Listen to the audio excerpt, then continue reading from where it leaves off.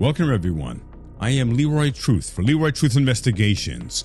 And if you are hearing the sound of my voice, you are the resistance. And always record the police.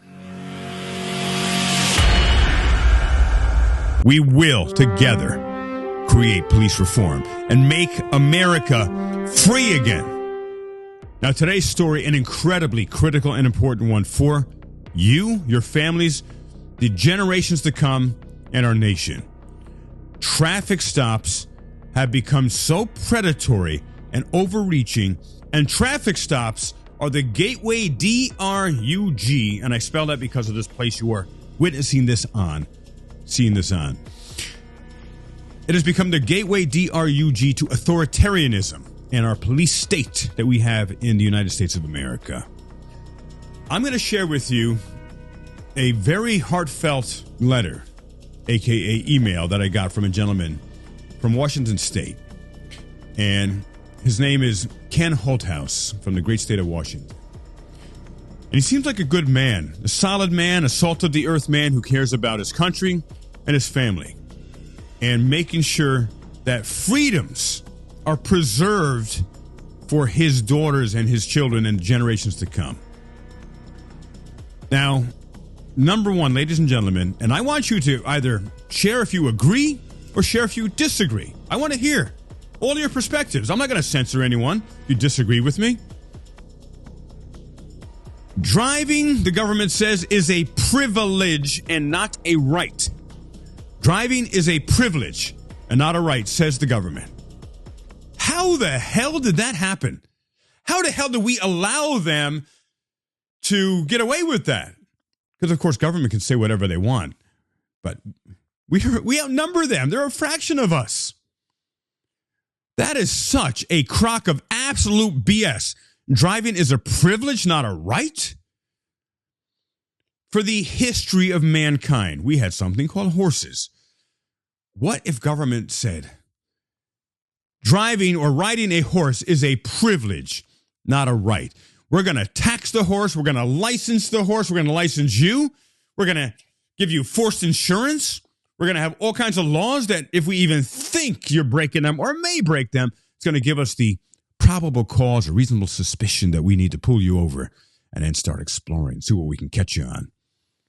And if you don't comply with us, we give the authority of the state to our police officers to use force up until and including deadly force if you don't comply with them, or they fear for their safety.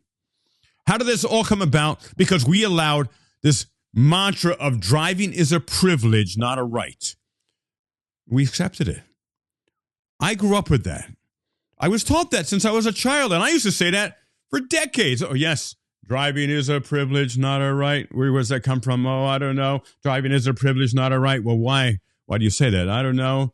That's what they told me in that 15,000-hour indoctrination, government indoctrination center called the public schools, which fortunately I broke out of there from the grace of my parents. And I went to a performing arts high school in Michigan. Changed my life. Free thinkers, critical thinkers, not indoctrination from the government. Well, this whole idea of driving as a privilege is not a right is a big problem. Remember, the government doesn't bestow rights upon us. The Constitution does not grant us rights. The Constitution is supposed to make sure that the government protects some of the basic human rights. They don't. Constitution is it's just a history document. We play a free nation on TV. We ain't a free nation, ladies and gentlemen, boys and girls. No freaking way. Because big one is we accepted that driving is a privilege, not a right. I'm going to share with you this email that I received from Ken Holthouse. He sent this to me sharing a story of one of his daughters who was assaulted by a police officer for a technical mistake. They accidentally missed a license plate number or someone typed it in wrong. And, well, didn't go well for Ken's daughter. Here's what Ken wrote. And again, he comes from the great state of Washington, and I've been there, and I want to go back there soon. So, Ken, thank you for your support, and thank you for caring enough to take the time to email me with your story. And I hope your daughter's okay. And oh, by the way, today is Ken's birthday, so I wish him a happy birthday as well. He'll be watching this video. From Ken Holthouse, 3:27 a.m. This came through. Leroy, I thought of another issue I have with the government and our rights that I believe should be taken to the Hill, meaning the government, for review. As I'm sure you have seen on many occasions, innocent Americans getting pulled over by cops who ran their plates and something was wrong, whether it was legitimate or not. In fact, we have seen cases when completely innocent families have been ordered out of their vehicle under the threat of being shot, all because of system or human error. This has happened to one of my daughters. We live in Washington State. Oh, by the way, and I've done stories about exactly those experiences. Now, this happened to one of my daughters. We live in Washington State, one of the rainiest states in the Union. My daughter was surrounded by at least 10 cops, guns drawn, and made to lay face down on the wet pavement in a dress in the middle of January. Why? They were off by a number or a letter on the license plate. I pushed, but she wouldn't sue because one of her friends was on the same department. Needless to say, I was pissed. If I would have known then what I know now, things would have been different. And you know what? Don't beat yourself up, Ken, in case you are. You're probably not, but in case you are, I have. Because we didn't know then what we know now. And that's why I do what I do. Because I want to share the truth about our rights. So you, your family, your friends can exercise their rights and make sure that we are not going down a continued road of tyranny and authoritarianism. We can take back our rights. So here is my thought process. We are told that police have the right to run license plates because they are considered to be within the scope of the public view doctrine. However, if we look at the real issue, a license plate should be covered under the Fourth Amendment as it is the same as papers. How many times have we seen a cop run a plate to find out who a person was? In fact, how many times has it happened to you? To me, this should be a violation of our rights. However, we continue to hear the BS plain view doctrine excuse from the cops. I'm adding a few elements here. But wait, why are the plates on the car? Oh yeah, the government is forcing Americans to put those plates on their car. What happens if you don't have a plate? You get pulled over. What happens if you have a plate? Well, ask Christopher Ruff, Direct D, Chuck Bronson, or any activist what happens when they know and don't like you. If we have the papers in the car that we can give on cops on demand, why do we need the plates? Oh yeah, so they can say it falls under the plain view doctrine and violate our rights legally. This BS needs to end. We've been letting the government violate our Fourth Amendment right for way too long, and it needs to be addressed on the Hill. Something has to give. Either stop making us put plates on our vehicles or stop violating our rights by running the plates. I prefer the latter as it gives them one less reason to pull an American over under false pretenses. By the way, I love that you did not use the word citizen, because citizen means you have signed some contract or agreed to some contract with the state. I never did. I hope this is something you can bring to the Hill. I know one thing. I wish I could be there with you. Look forward to the video if they let you have one in the chambers. Best regards, Ken. Ken, thank you so much for sharing that. And if you have an email that you would like me to share, simply email me at leroytruth247@gmail.com. Now, there's a lot to unpack in that. And share your comments. Share them. As short, as long as you want. I want to hear them. And I know Ken's going to read every one of these comments as well. Number one is I want to put an end to the predatory traffic stops. I want to put an end to armed police, traffic police, because that creates a huge power differential. That's a huge reason why they act like they do and they shred our rights. They didn't have those GUNS. It would change things a lot just from their attitude. And a couple other things I want to share before we go today. I want you to check this out. Now, this is from the New York Times. Or actually, no, this is from time.com. And here, I'm going to share this here.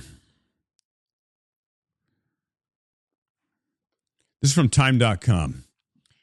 And America's traffic laws give police way too much power. Now, I'm not going to read the entire article, but I'm going to read some of it, and I'll put the link in the description here. This says a lot. Now, we know, and you unfortunately know the name for the wrong reasons, of Philando Castile. We'll never know what Philando Castile was feeling when the police first flashed their lights across his rearview mirror on a balmy night in the summer of 2016. But we can reasonably be certain of what he wasn't feeling. Surprise. The traffic stop, ostensibly for a broken taillight that precipitated his tragic death and captured the nation's attention, was nothing out of the ordinary for Castile. It was, in fact, the 46th time he had been pulled over. And while this figure may seem shocking to some, there's sadly nothing aberrational about it. Now, some of you say, oh, it's because he's a black man. Now, there are some racist police, but most of them are not. It is not a black police problem. Again, I'm not saying there isn't some of that, but the bigger piece, it is an authoritarian problem that has nothing to do with skin color. We can be white, black, green, yellow, pink, aliens. It's an authoritarian problem. That's what we've got here. And when people say it's only a race problem, it will never get fixed. It is an authoritarian problem. Our traffic laws are designed to function this way. The offenses that populate our traffic codes are so numerous and sprawling that the average driver can scarcely hope to spend a few minutes behind the wheel without committing an infraction. Simply hanging an air freshener from the rearview mirror, or failing to illuminate your license plate. Maybe the license plate bulb went out. That can get you pulled over and ticketed in some places. And not only just ticketed, of course. That's where it all starts. Hey, I smell marijuana. Oh, have you been drinking? Your eyes look glassy, bloodshot. You're slurring your words. I smell alcohol on your breath.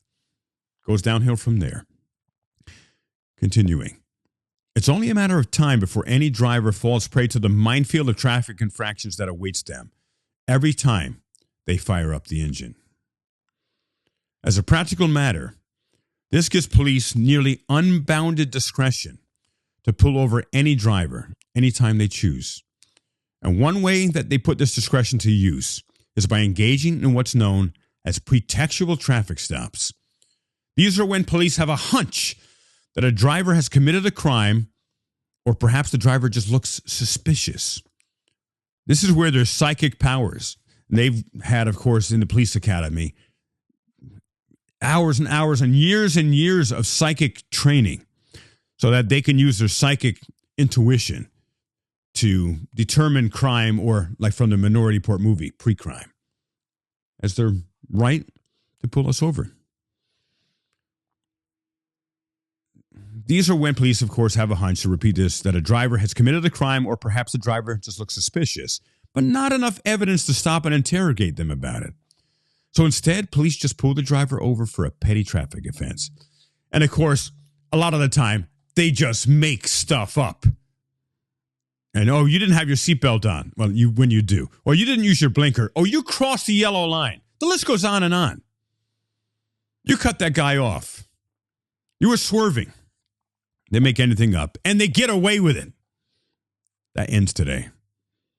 And if you want to join the Leroy Truth Investigations Army of Freedom, email me now, and you will be part of this. I will keep you updated as we organize for millions and millions of people to be in the Leroy Truth Investigations Army of Freedom, because we will be the biggest political action committee in the entire nation. At least 20 to 30 million Americans, not even counting all the amazing people all over the world that watch all of our videos, whether it's Lackluster, James Freeman, Accountability for All, Denver Metro Audits, Good Guy Audits, Eli, myself. Here's the deal. I estimate 20 to 30 million Americans watch these and support the work that we do. Now, I'm organizing now because organize, we will make a difference. As Martin Luther King said, the problem is not that we are outnumbered. The problem is that we are outorganized.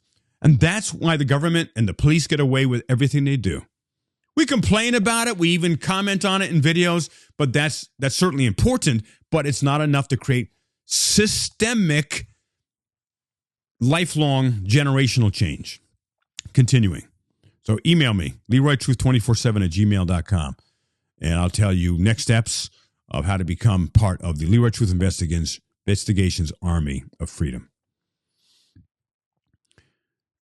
So instead, police pull the driver over for a petty offense, and once the motorist is stopped, officers can start questioning him or her about the non-traffic crime that they're really interested in. The traffic stop is just a pretext for their true motivation, and when a cop pulls you over, the number one thing you can do is plead the fifth. Say it out loud. You have to say it. I plead the fifth. I'm not going to answer any questions. And then shut your mouth. Anything you say can and will be used against you in a court of law. They even tell you that, for God's sakes. Even if they don't tell you that, know that it will be. Shut up. Nothing you say can help you. Oh, where are you coming from? Oh, I just came from a restaurant. Oh, did you drink? Oh, I only had one. Where are you coming from? None of your freaking business. Don't say that. That'll just escalate things, inflame things. Just say, I plead the fifth. I choose not to answer any questions. That's it. Continuing. Underlining this. The traffic stop is just a pretext for their true motivation. This is exactly what happened to Philando Castile.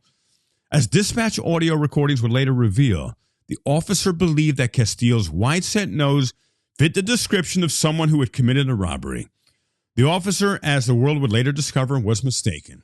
Remember, they aren't the smartest, sharpest tools in the shed. In fact, they're some of the dullest, in fact. The officer who shot Castile was acquitted of the charges he faced related to the shooting. That is disgusting. That is evil. A man unalives another man, an innocent man. No consequences. He gets to do it again. And every time that happens, police are more emboldened to do it more. Continuing. So what's wrong with pretextual stops? For starters, they don't make us safer. Rigorous studies have shown that pretext stops turn up evidence of non-traffic crimes at abysmally low rates and that they have no effect on crime rates. And even if they did have an effect, it's against human freaking rights. My Fourth Amendment right is a human right, a God-given right. The government doesn't give me that right. The Constitution doesn't give me that right. The police don't give me that right. Even if it reduced crime profoundly, I am not going to sacrifice my freedom for security, as Benjamin Franklin said, something along those lines. Those who would sacrifice their freedoms for security and safety deserve neither. Continuing. These same studies confirm that when we invite officers to be led by their gut instincts, their incredibly developed psychic instincts, and other unchecked heuristics, it is people of color who are disproportionately affected. Racial disparities. Well, I'm not going to go into that because, again, I'm not minimizing that there are certain police officers who target people of color. But it is way bigger than that. And collectively, as humans, not as black, as white, as Asian, Native American, Chinese, Mexican, European, we are one people, one human being, one human race, on this planet. And we have to, together, in unison, demand our freedoms back and put people in office that will respect and preserve and support our rights. So I want to thank Ken very much for sending your email to me today. You're a true American, a true patriot. Happy birthday. And this begins an important conversation that's not going to stop until America once again, is a free nation. I appreciate you. I am Leroy Truth for Leroy Truth Investigations. Please subscribe to my channel if you're not already. Please like this video. Please share this video. And if you like to support my work, I have 2 links for PayPal and Cash App there. Never expected, but always appreciated. Thank you so much. I appreciate you. Stay tuned for my next video.